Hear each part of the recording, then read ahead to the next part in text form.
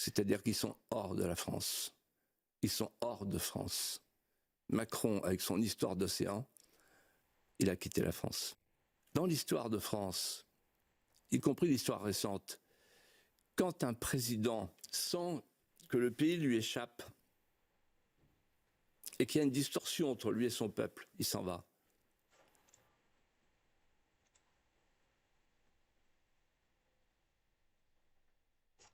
Il y a un an, je disais à cette tribune que si la population comprenait parfaitement notre système budgétaire, il y aurait une révolution demain matin. À la lecture des documents budgétaires dont nous débattons ce jour, je maintiens ma position et j'entends approfondir la démonstration suivante.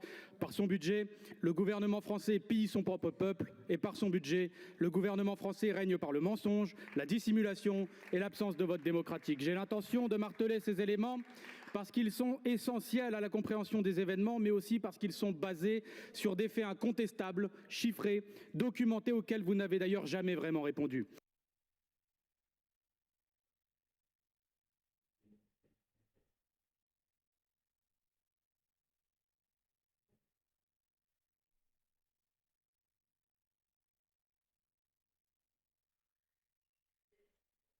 Salut les amis, c'est Ami Négociateur, j'espère que vous allez bien. Je suis très heureux et très content de vous retrouver sur ma chaîne YouTube pour une nouvelle vidéo. Aujourd'hui les amis, Macron c'est la fin. Macron doit partir. Macron c'est la fin. À travers différents petits posts et différentes petites vidéos sur les réseaux sociaux mais également sur les informations classiques, on va voir pourquoi est-ce que Macron est décidément hors sol, pourquoi est-ce que Macron, comme le dit Philippe de Villiers ainsi que toute sa clique, et hors de France, et pourquoi est-ce que le président semble définitivement et totalement déconnecté de la vie des Françaises et des Français. Je vous souhaite une bonne vidéo.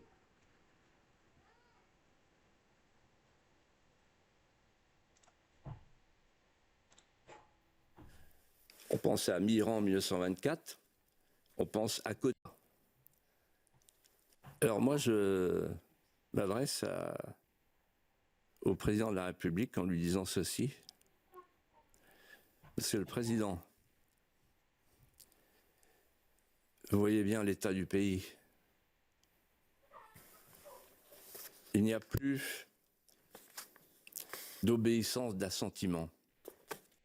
On plébiscite la haine du peuple. Vous n'avez plus la main, vous ne savez plus prévenir, vous ne savez plus plébiscite la haine du peuple. Vous souffrez de ce qu'on appelait à Rome l'odium plébiscite la haine du peuple. Alors cette vidéo, qui est l'émission diffusée sur CNews en direct, simplement une interview de Philippe de Villiers, donc Philippe de Villiers qui aujourd'hui est simplement, je crois, élu local, rien de plus.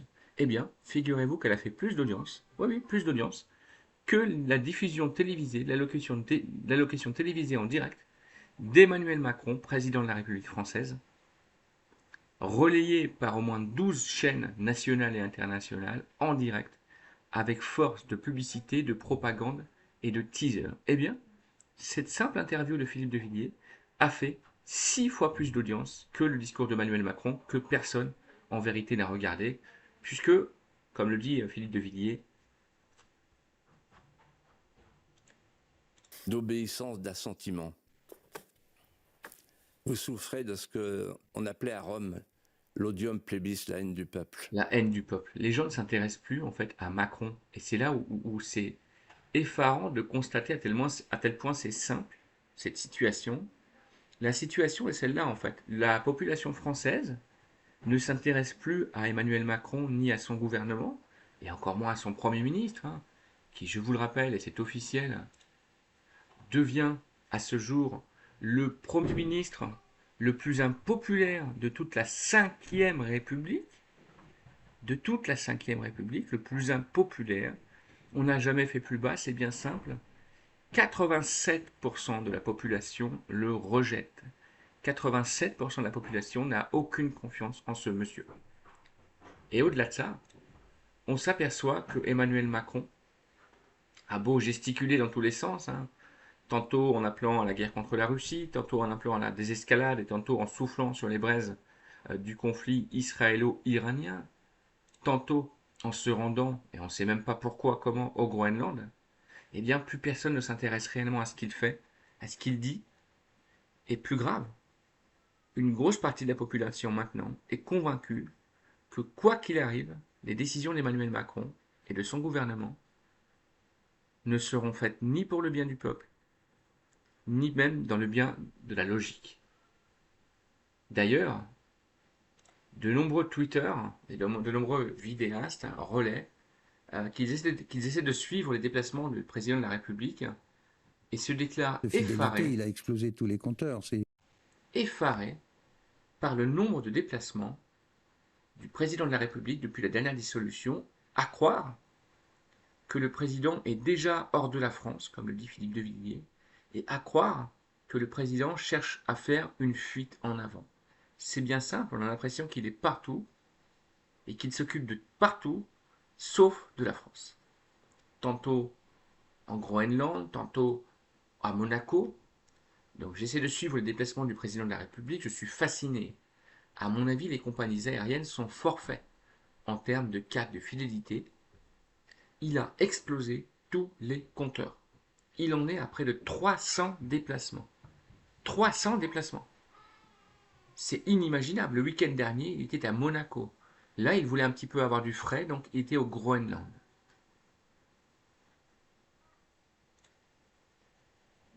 Mais qu'allait faire le président au Groenland en fait? Quel est l'intérêt stratégique, géopolitique, en termes d'urgence sociale, fiscale, d'aller dépenser des dizaines et des dizaines de litres de kérosène, donc d'aller aggraver la dégradation de la couche d'ozone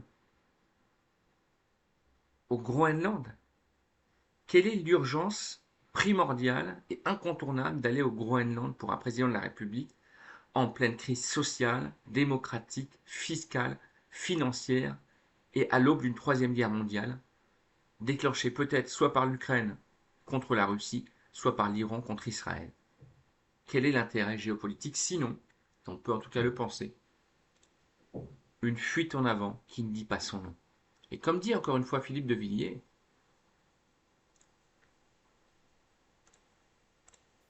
Au général de Gaulle en 1969,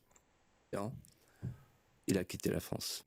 Dans l'histoire de la France, ils sont hors de France.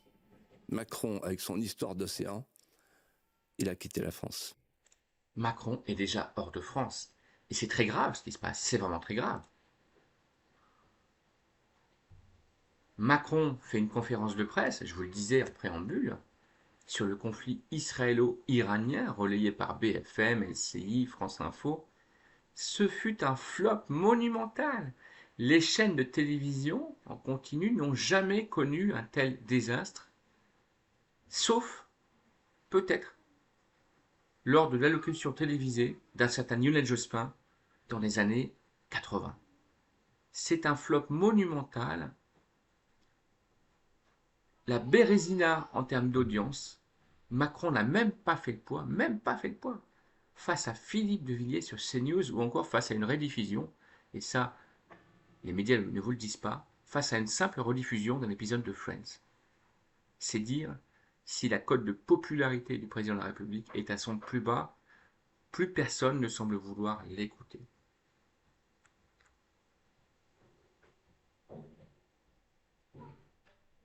Philippe de Villiers poursuit et donne un conseil à Emmanuel Macron, un conseil fort de sens. Vous voyez bien l'état du pays. Il n'y a plus d'obéissance, d'assentiment. Vous souffrez de ce qu'on appelait à Rome l'odium plebis, la haine du peuple. L'océan vous attend. En fait, vous n'êtes plus dans la fonction. J'ai vu ça le jour où vous avez nommé votre meilleur ami au Conseil constitutionnel et j'ai pensé à l'empereur Caligula qui avait nommé son cheval consul. C'est la fin. Il faut partir. Monsieur le Président, c'est la fin. Il faut partir. Voilà une déclaration qui restera dans les annales et qui, je crois, de par son exactitude, de par sa concision, est tellement vrai, décrit tellement la réalité d'aujourd'hui. Emmanuel Macron, c'est la fin. Il faut partir. Partagez, réagissez, commentez. Salut les amis, ciao les négociateurs.